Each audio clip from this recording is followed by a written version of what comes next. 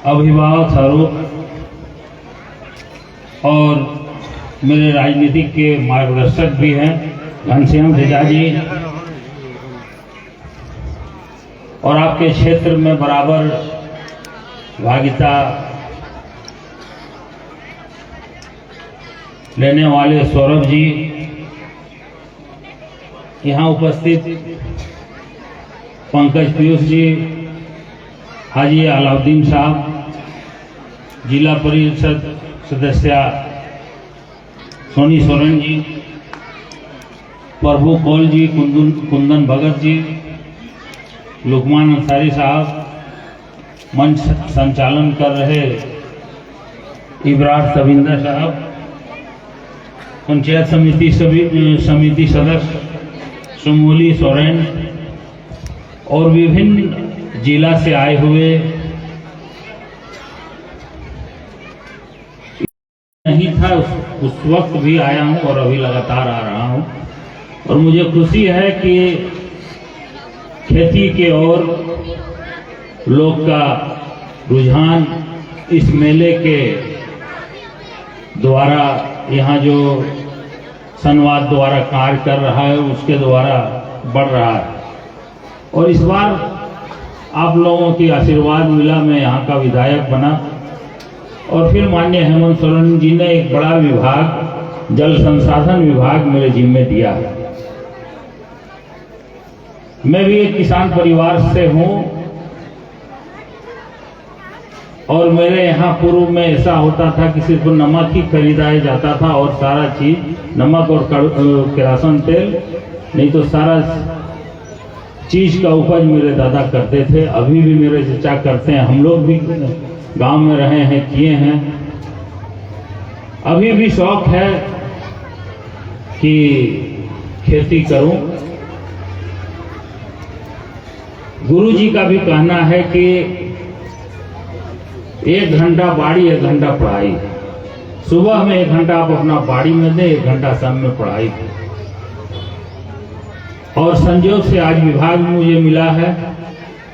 मैं जब पहला बैठक किया इस विभाग का, तो सबसे पहले मैंने छोटी छोटी योजना लेने का जिक्र किया।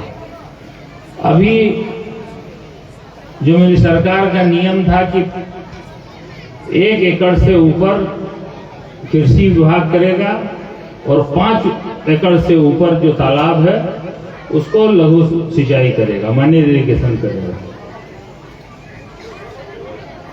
उसको मैं चेंज करके 2.5 एकड़ भी किया कि 2.5 एकड़ का जो तालाब है, चाहे वो रैयती हो चाहे सरकारी हो,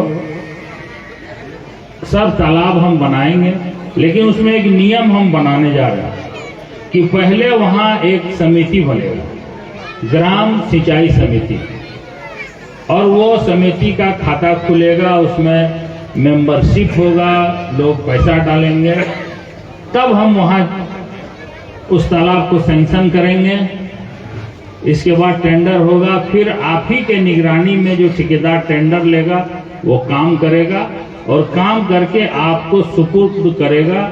और इसमें इस बार हम लोग सोलर बेस लिफ्ट इरिगेशन कर रहे हैं। आपको न तेल का जरूरत है न इलेक्ट्रिक का जरूरत है, रोशनी से आप पानी पटा सकिएगा। और इस योजना को मैं बहुत जल्द अगला साल, मैंने इस बार भी मैं अपने क्षेत्र में कुछ कर रहा हूं, करीब 40-50 चेक डैम को चिन्हित करके मैं दिया हूं कि उसका DPR बनाइए। उसमें ज्यादा दिक्कत नहीं है, बूढ़े डैम है जो बहुत बड़ी परियोजना है, और करीब 3-4 प्रखंड उसमें सिंचाई होगा, और जल स्तर भी बढ़ेगा। जो जल स्तर मेरा नीचे अगर डैम आप ऊपर में बनाते हैं तो नीचे जल स्तर भी बढ़ता है।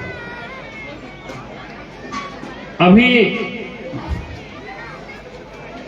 जब मैं रास्ते में पार होता हूं, अभी जैसे रांची क्षेत्र में मैं, सभी जाति के लोग वहां किसानी, वहां सब्जी उगाते हैं, खेती करते हैं, लेकिन मेरा क्षेत्र में अभी आप पतरो नदी में पार कीजिए तो सभी जाति के लोग का गांव सटा हुआ है, लेकिन आप देखिएगा एक विशेष जाति, वर्मा जाति के ही लोगों के द्वारा ज्यादा खेती किया जाता है और जाति के द्वारा नहीं किया जाता है।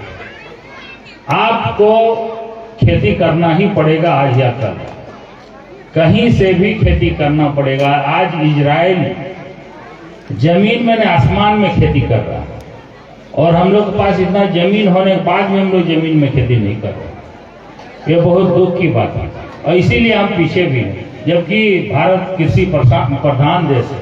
आज नया टेक्नोलॉजी के से हरियाणा, पंजाब, उत्तर प्रदेश, आंध्र प्रदेश, उड़ीसा जैसा देश, छत्तीसगढ़ जैसा प्रदेश, उड़ीसा जैसा प्रदेश, छत्तीसगढ़ में भी नया टेक्नोलॉजी से पानी लिफ्ट करके पानी को दिया जा रहा है। हम लोग झारखंड में भी देंगे, सिर्फ आप लोगों का सहयोग चाहिए। आप लोगों को पानी मैंने पहुंचाने का वादा किया हूं और अपना क्षेत्र में तो मैं बहुत अच्छा मेरा स्कीम है, करने जा रहा हूं। अभी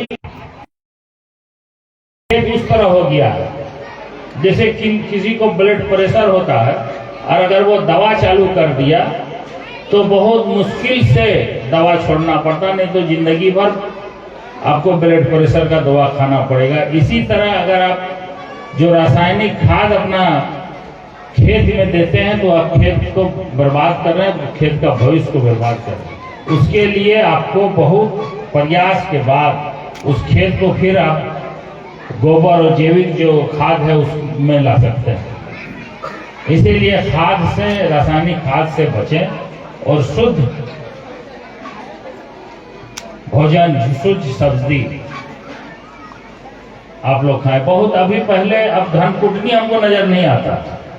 अभी सभी लोग क्या करते हैं कि धान हुआ सीधे मिल में पहुंचा दिए, पैकेट ले आया। लेकिन मैं भी मिल चलाया हूं, मैं देखता हूं जो मिलिंग करके चावल निकलता है उसमें कोई जान नहीं बचता,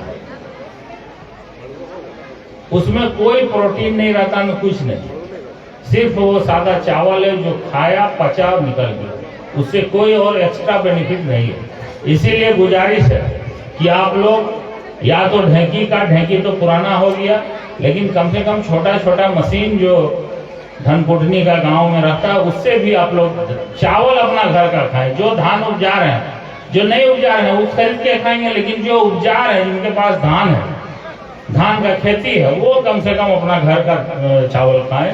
देखिए बहुत अच्छा आपका सेहत भी रहेगा और